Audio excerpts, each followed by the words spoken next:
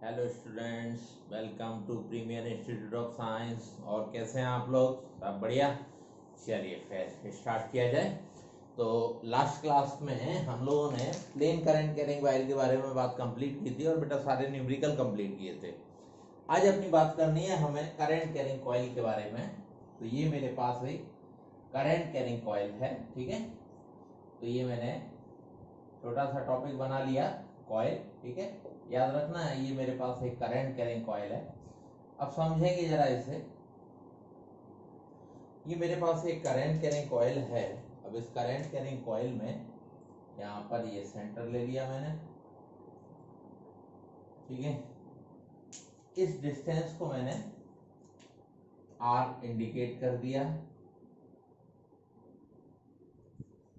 अब हम इस कॉइल में करंट आई फ्लो करेंगे। तो ये मैंने इसमें करंट आई फ्लो करा दी। अब मेरे से बोला जा रहा है find the intensity of magnetic field at the centre O. तो मेरे को सेंटर ओ पर intensity of magnetic field find करना है। कैसे फाइंड करेंगे? आपको मालूम है सारे काम बायो सेवर्ट लॉ से करने हैं, तो अपन ने अप्लाई किया बायो सेवर्ट लॉ। तो बायो सेवर्ट लॉ क्या था मेरे पास? B is equal to mu naught oblique 4 pi I dl sine theta divided by are square. तो पहले मैंने बायो सेवर्ट लॉ रिटन किया। अब हम वैल्यू पुट कर रहे हैं बेटा इसमें। म्यू नॉट ऑब्लिक 4 पाई अपनी जगह रहेगा, आ गया। अब वैल्यू पुट कर रहा हूं मैं। सबसे पहले आई, तो मैंने आई पुट कर दिया। अब आ गया dl, ठीक है। तो जो लेंथ ऑफ द वायर है, उस लेंथ ऑफ द वायर से आपने क्या तैयार किया हुआ है? कॉइल तैयार की हुई है। अगर कॉइल तैयार करेंगे तो लेंथ किस में कन्वर्ट होगा? 2 पाई आर में। तो L इज इक्वल टू क्या? 2 पाई आर। अब सपोज करो इसमें नंबर ऑफ टर्न्स n है, तो एक टर्न्स में कितना? 2 पाई आर। तो n टर्न्स में कितना होगा? n into 2 pi r. तो मैंने लेंथ की जगह पुट कर दिया बेटा n into 2 pi r. R is the radius of the coil. अब मैं यहाँ पे थीटा पुट करूंगा। तो देखो थीटा, अब हम इसके एक छोटे से पोर्शन को लें। अब ये छोटा सा पोर्शन लें, है ना। सपोज भाई ये आपने ये पूरा लेंथ था, तो इसका छोटा सा पोर्शन dl। अब dl को जब देखेंगे तो ये एंगल कितना फॉर्म करेगा? 90 डिग्री। सर्किल को बेटा कहीं भी टच करो, ऑटोमेटिक एंगल क्या होगा? 90। अब आपने पुट कर दिया तो ये एंगल बन गया बेटा साइन 90। यहां लगा दिया मैंने sine of 90 degree divided by कौन बना? R square. अब वैल्यू सेट कर लेते हैं। तो ये मेरे को मिलता है म्यू नॉट ऑब्लिक 4 पाई, ठीक है। इसको थोड़ा अच्छे से लिखेंगे। तो ये बना 2 पाई एन आई साइन 91 हो गया डिवाइडेड बाय कौन? आर स्क्वायर, ठीक है। अच्छा एक आर कैंसिल भी कर दिया मैंने, यहां से ऐसे कर लेता हूं तो ये हट जाएगा, ठीक है। अब मैंने देखा कि मेरे पास कितना मिला? B is equal to mu naught oblique 4 pi 2 pi N I by r. Unit क्या लिखना था मेरे को? टेस्ला, ठीक है। अब सपोज मैंने सपोज किया कि अगर मैं अगले स्टेप में इसको भी कैंसिल कर लूं, तो अगर मैं इस 2 पाई से 4 पाई को उड़ाऊं तो मेरे पास फिर क्या होगा? तो और करके V इज इक्वल टू क्या? म्यू नॉट एन आई, ठीक है, डिवाइडेड बाय क्या? Twice of r. अब देखो दोनों फॉर्मूले कैसे यूज करने हैं। जब आप न्यूमेरिकल कर रहे हो उस समय अगर आंसर 10 की पावर के टर्म्स में है तो आप इसको यूज करना, क्योंकि म्यू नॉट ऑब्लिक 4 पाई की जगह आप 10 टू पावर -7 पुट कर रहे होंगे। और अगर आंसर म्यू नॉट के टर्म है तो बेटा इसको पुट करना, ठीक है। तो ये म्यू नॉट के टर्म में आंसर आ जाएगा। तो ये मैंने बायो सेवर्ट का यूज किया और intensity of magnetic field find कर दी। किसकी वजह से? करंट कैरिंग कॉइल की वजह से, ठीक है। अब आगे बढ़ते हैं इसमें। ये इसका एक जनरल फॉर्मूला बना। अब मैंने देखा कि जब हम न्यूमेरिकल करते हैं तो हमें न्यूमेरिकल करते समय कहां कहां कैसे कैसे फॉर्मूले को चेंज करके रखना पड़ता है। तो मैंने कुछ नोट करके पॉइंट बनाए जो न्यूमेरिकल करते समय आपकी हेल्प करेंगे। नोट करके ये मेरा फर्स्ट पॉइंट आ रहा है, ठीक है। फर्स्ट पॉइंट में ये कहते हैं, जैसे अभी मेन फॉर्मूला है ना, अभी का जो फॉर्मूला है मैंने आपको समझाने के लिए यहां लिख लिया कि फॉर्मूला है v is equal to mu naught oblique 4 pi 2 pi ni by r, mu naught oblique 4 pi 2 pi ni by r। ठीक है, ये अभी का फॉर्मूला है। अब मैं अपने लिए फॉर्मूले न्यूमेरिकल के लिए अलग अलग केस में बना रहा हूं। तो पहला याद रखना, ये सब बहुत जरूरी है। If the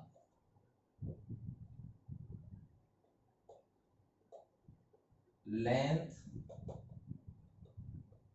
of the wire is same, ठीक है, अगर ये कहते हैं length of the wire same है, then B proportional N square. बेटा ठीक है, समझो कैसे अप्लाई करना है। अभी तक आपके पास बी और एन में क्या रिलेशन है, डायरेक्टली प्रोपोर्शनल। तो अभी तो बी प्रोपोर्शनल एन है, मतलब नंबर ऑफ टर्न्स अगर मैंने डबल किए तो मैग्नेटिक फील्ड कितना, डबल। नंबर ऑफ टर्न्स मैंने 5 टाइम्स किए तो मैग्नेटिक फील्ड कितना, 5 टाइम्स। लेकिन यहाँ ऐसा नहीं होगा। कैसे नहीं होगा, देखो यहाँ मैंने बी प्रोपोर्शनल एन स्क्वायर दिया। अब एन स्क्वायर दिया, बात तो समझना, मैं एक न्यूमेरिकल एक्सप्लेन कर रहा हूं आपको। सपोज मेरे को बोला जा रहा है, मेरे पास एक वायर है ना, ध्यान से सुनते रहना। मेरे को बोला जा रहा है कि मेरे पास एक वायर है, वायर का लेंथ है 1 मीटर। तो लेंथ कितना हो गया, 1 मीटर। 1 मीटर लेंथ का वायर है। पहले मैंने इसकी कॉइल बनाई और कॉइल में नंबर ऑफ टर्न्स है 1।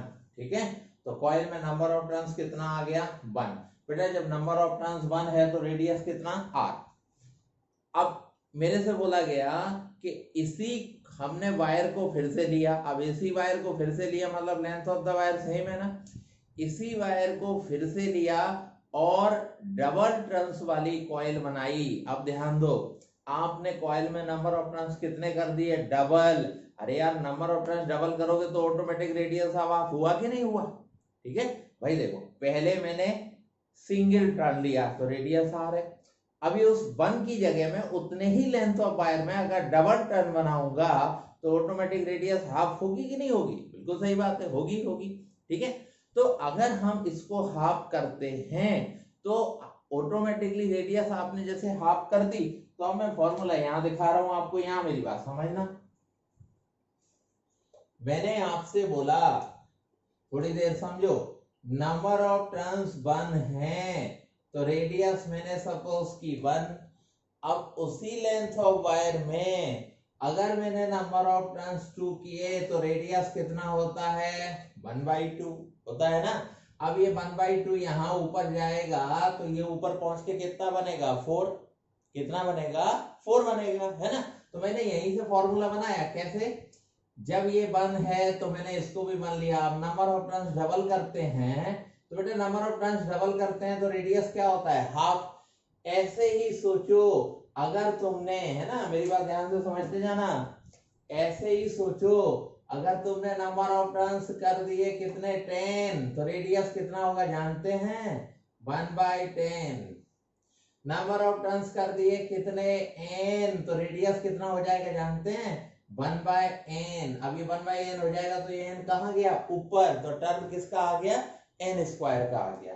इसलिए मैंने आपको यहाँ डायरेक्ट फॉर्मूला दे दिया कि न्यूमेरिकल करते समय अगर कभी भी नंबर ऑफ टर्न सेम रहते हैं तो उस समय b प्रोपोर्शनल n नहीं, उस समय चलेगा b प्रोपोर्शनल n स्क्वायर। ठीक है, नेक्स्ट क्या याद रखना है आपको, देखो सेकेंड नंबर पॉइंट।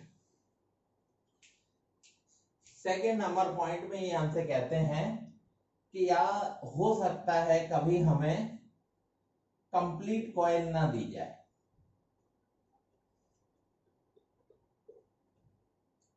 आपसे ऐसे बोलेंगे, ठीक है, आपको बोला जाएगा कि आपके पास भाई कंप्लीट कॉइल नहीं है बल्कि कॉइल का एक पोर्शन है। अब ये पोर्शन जो होगा वो पक्का सेंटर पे कुछ ना कुछ एंगल फॉर्म कर रहा होगा। इस टाइप से आपसे बोला जाएगा कि आपके पास कंप्लीट कॉइल नहीं है, कॉइल का सिर्फ इतना पोर्शन है। ठीक है, इसमें करंट आई फ्लो करा दी। तो आप ये देखना कि ये पोर्शन सेंटर पे एंगल कितना फॉर्म कर रहा है, कुछ ना कुछ एंगल फॉर्म करेगा। मान लिया मैंने एंगल फॉर्म कर रहा है कितना, थीटा। तो इस केस में आपको क्या फॉर्मूला रखना है, इस केस में बनता है v is equal to mu naught oblique 4 pi theta I by R. बस याद रखेंगे एंगल का ऐसा यूनिट रेडियन होता है, तो आप जो थीटा का वैल्यू रखेंगे वो रेडियन यानी कि पाई के टर्म में पुट करके रखेंगे, उसको हम लोग डिग्री में नहीं पुट कर सकते, ठीक है। अच्छा, अब मन में आता है ये कहां से उठा के ले आए सर, तो मैं देखो दिखा रहा हूं तुम्हें कहां से आया। कंप्लीट कॉइल है ऐसा मान लो, फॉर्मूला कंप्लीट कॉइल का आपके पास ये रखा हुआ है, ठीक है। पहले मैंने कंप्लीट कॉइल मान लिया, तो कंप्लीट कॉइल का फॉर्मूला रखा हुआ है। अब ध्यान देना, जब कंप्लीट कॉइल है तो एंगल कितना हुआ 360 ना, सिंगल टर्म में एंगल कितना 360, एन टर्म में कितना भाई, एक में 360, एन में कितना n into 360।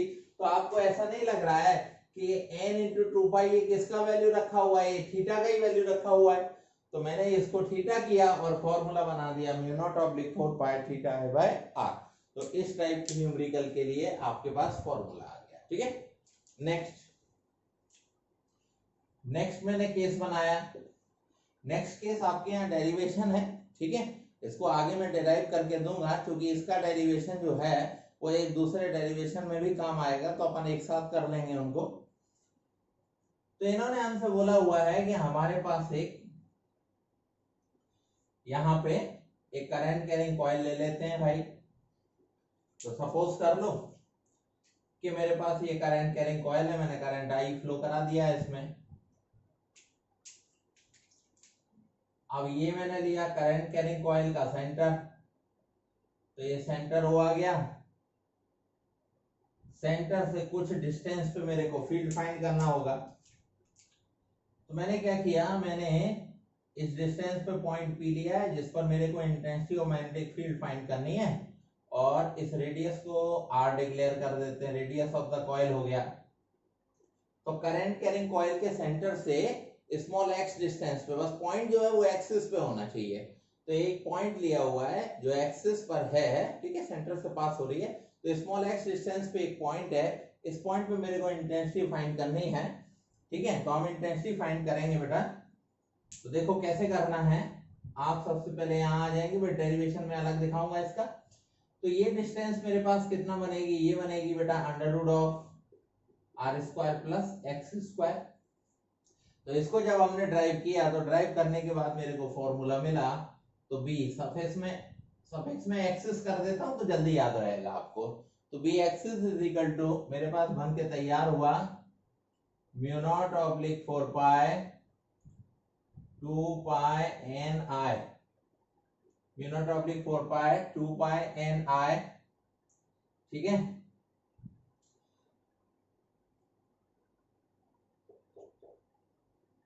Are square divided by X square plus R square whole power 3/, ठीक है। मैं एक काम करता हूं, क्या है, मैंने हमेशा बेटा स्मॉल आर रेडियस लिया है, तो मैं स्मॉल आर के टर्म में चल देता हूं, क्योंकि मेरे सारे टर्म एक जैसे रहने चाहिए, तो मेरे को ज्यादा अच्छा लगेगा। नहीं तो स्मॉल आर कैपिटल आर में प्रॉब्लम होती है कभी कभी याद करने में, ठीक है। अब ठीक है, तो ये बन गया mu naught oblique 4 pi 2 pi N I R square divided by X square plus R square whole power कितना 3/2। तो करंट कैरिंग कॉइल के सेंटर से स्मॉल एक्स डिस्टेंस पे जब भी फील्ड चाहिए हम इसको अप्लाई करेंगे। अगर कभी मन में आपकी कुछ भी आता है तो मैं टेक्निक सिखा देता हूँ, ठीक है। सपोज मेरे को सेंटर पे जाना है, तो अगर मैं सेंटर पे फील्ड निकालूं, तो सेंटर पे आने का मतलब एक्स का वैल्यू क्या, 0। आप फॉर्मूले में आओ बेटा, एक्स का वैल्यू 0 रख दो। जब हम x का वैल्यू 0 रख देंगे, ये पोर्शन हटा, ये 2 से 2 कैंसिल होगा, यहाँ आर क्यू आएगा, ऊपर आर स्क्वायर नीचे आर क्यू, बचा कौन आर। देखो फॉर्मूला आ गया ना, mu naught oblique 4 pi 2 pi N I by R, वही फॉर्मूला ओरिजिनल। तो इससे चेक हो गया कि हमारा फॉर्मूला ठीक चल रहा है, ठीक है। चलो, तो ये 3 न्यूमेरिकल बने। अब मेरे को कई जगह कैसे न्यूमेरिकल पूछा गया, इन्होंने मेरे से कहा कि करंट कैरिंग कॉइल के सेंटर पे इतना फील्ड डेवलप हो रहा है, करंट कैरिंग कॉइल के सेंटर पे इतना फील्ड बनना है, तो बताओ स्मॉल एक्स डिस्टेंस पे कितना फील्ड बनेगा। तो उस टाइप के न्यूमेरिकल के लिए मैंने क्या किया, मैंने कहा 2 बार मेरे को उन फॉर्मूलों को डील करना पड़ेगा, तो कंपेयर करके अभी फॉर्मूला बना के रख देते हैं। तो ये 4th नंबर बेटा मैंने उसके लिए बनाया। तो B centre divided by B axis, है ना, वो सेंटर वाला फॉर्मूला और ये एक्सिस। तो B centre by B axis is equal to होता है 1 plus X square by are square whole power क्या 3/2। तो आपको बेटा इतने फॉर्मूले याद रखने हैं, इतने फॉर्मूले याद रखने से आपको आगे कोई प्रॉब्लम नहीं आने वाली, ठीक है। तो करंट कैरिंग कॉइल वाले हमारे सारे न्यूमेरिकल यहां से बन जाएंगे, ठीक है। मैं कुछ थोड़े से न्यूमेरिकल आपको दिखाता भी हूँ बेटा। चलिए ना, बस ये डेरिवेशन नेक्स्ट में मैं करूंगा। अब मैं हटा रहा हूं इसको।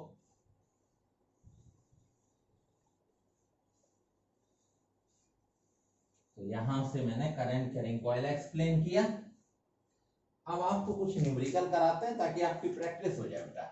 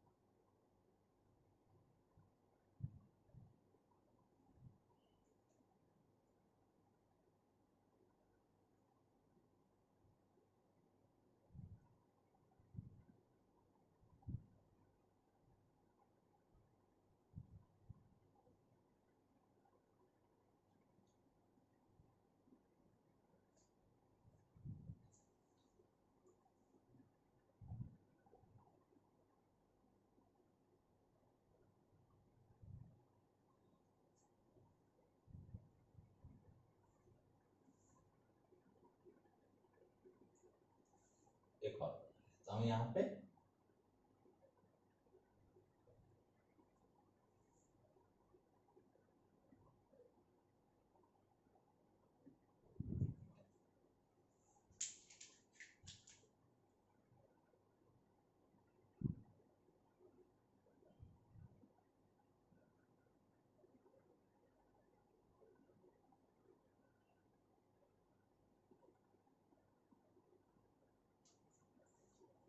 अब देखो, centre O, radius small r, centre O, radius small r, centre O, R1 R2, centre O, R1 R2, centre O, R1 R2, centre O, R1 R2 R3।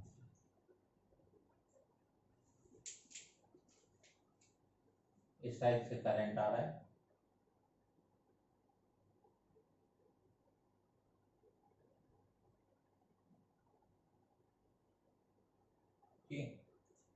I current है,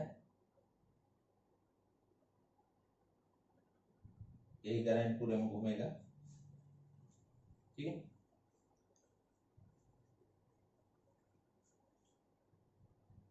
I1 I2 opposite direction, I1 I2 same direction,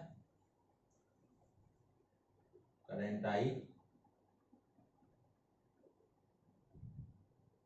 ठीक। ये मैंने कुछ question आपको समझाने के लिए ले लिए। मेरे से बोला जा रहा है find the intensity of magnetic field at the centre O, ठीक है। मेरे को सेंटर O पे क्या फाइंड करना है, इंटेंसिटी ऑफ मैग्नेटिक फील्ड। अब एक एक करके समझते जाओ।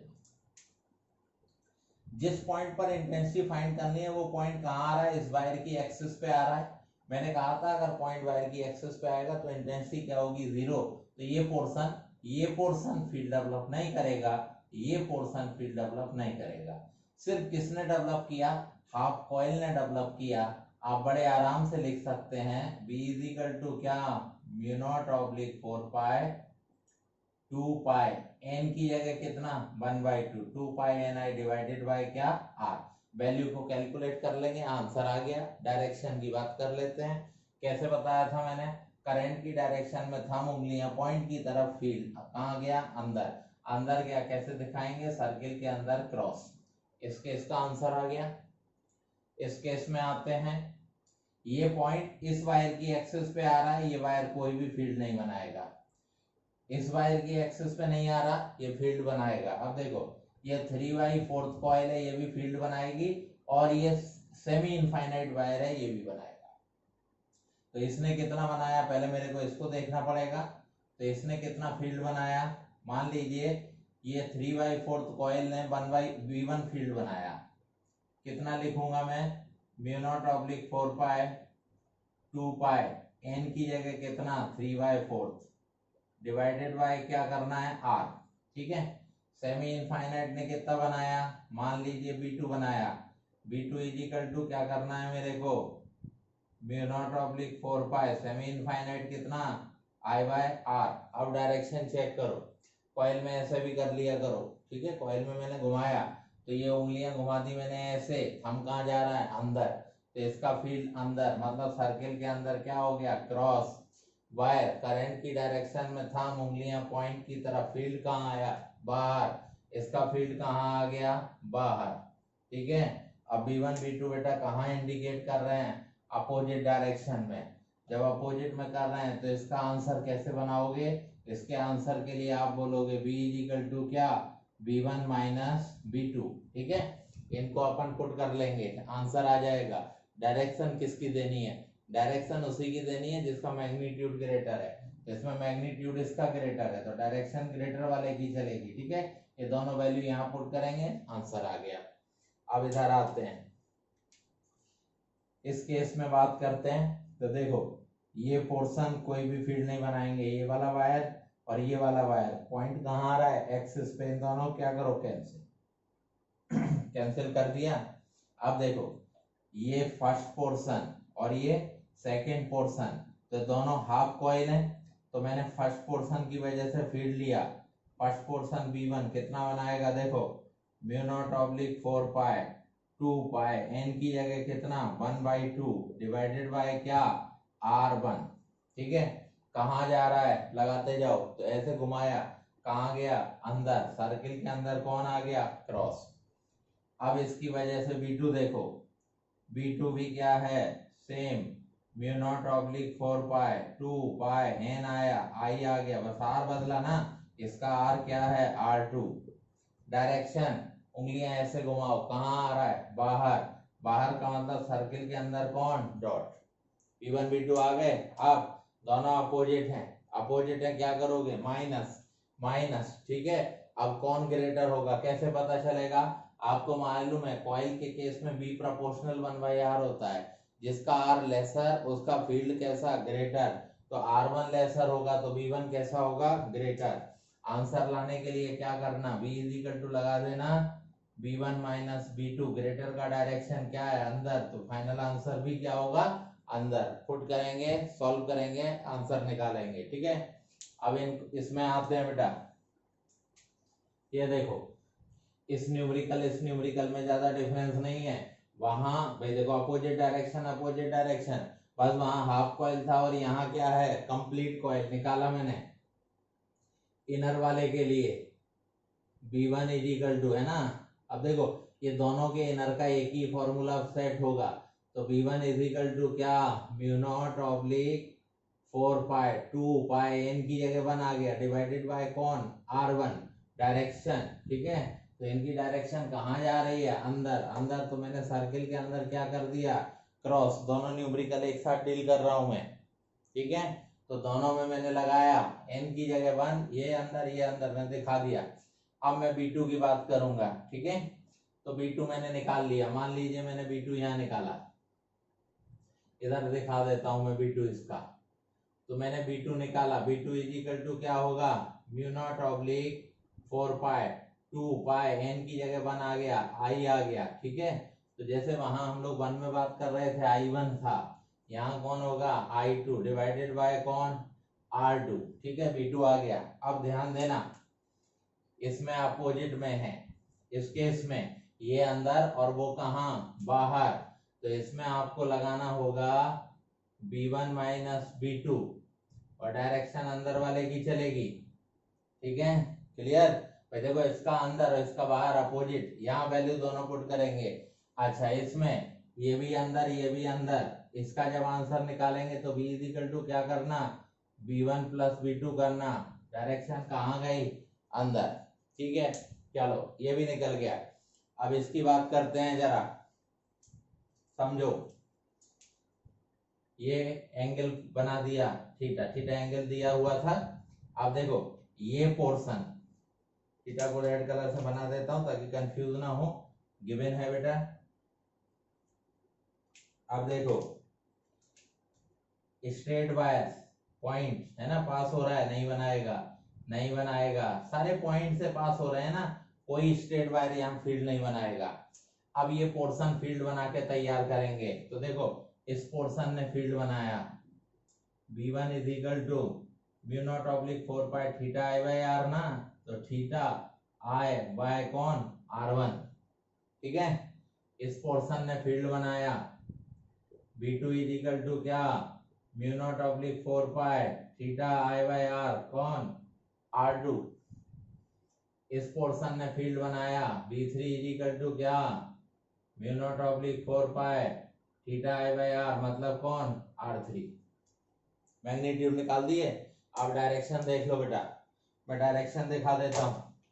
इसमें डायरेक्शन इसमें अप्लाई कर रहे हैं हम, ठीक है। करंट की डायरेक्शन में थंब उंगलियां पॉइंट की तरफ, कहाँ आया बाहर, B1 बाहर सर्किल के अंदर डॉट, B2 कहाँ गया अंदर सर्किल के अंदर क्रॉस, B3 फिर से कहाँ आ गया करंट की डायरेक्शन में थंब उंगलियां पॉइंट की तरफ, कहाँ आ गया बाहर, कौन आ गया बाहर। अब कैसे करना है नेट मैग्नेटिक फील्ड, तो देखो यहाँ पे अगर हम लोग बात करें तो इन दोनों की डायरेक्शन कहाँ है बाहर, ये डोमिनेंट हो जाएंगे। तो मेरे को net magnetic field B is equal to क्या लिखना पड़ेगा, B1 प्लस B3 माइनस कौन B2, और डायरेक्शन किसकी चलेगी, ये दोनों डोमिनेंट हो गए, डायरेक्शन बाहर आ गई, सर्किल के अंदर डॉट। तो बेटा ये मैंने थोड़ी प्रैक्टिस करा दी, इतना कर लिया तो आपको कहीं प्रॉब्लम नहीं आएगी। तो अब हम लोग कहीं पर भी मैग्नेटिक फील्ड डायग्राम में ला सकते हैं। तो ये एक तरीके से मैंने कॉम्बिनेशन के न्यूमेरिकल करवा दिए, इसमें कॉइल और वायर को हमने कॉम्बिनेट किया हुआ था, ठीक है। तो चलो फिर अब इस कॉइल को कंप्लीट करने के बाद जब हम लोग नेक्स्ट लेक्चर स्टार्ट करेंगे तो नेक्स्ट स्टेप में सबसे पहले मैं आपको डेरिवेशन करवाऊंगा, ओके।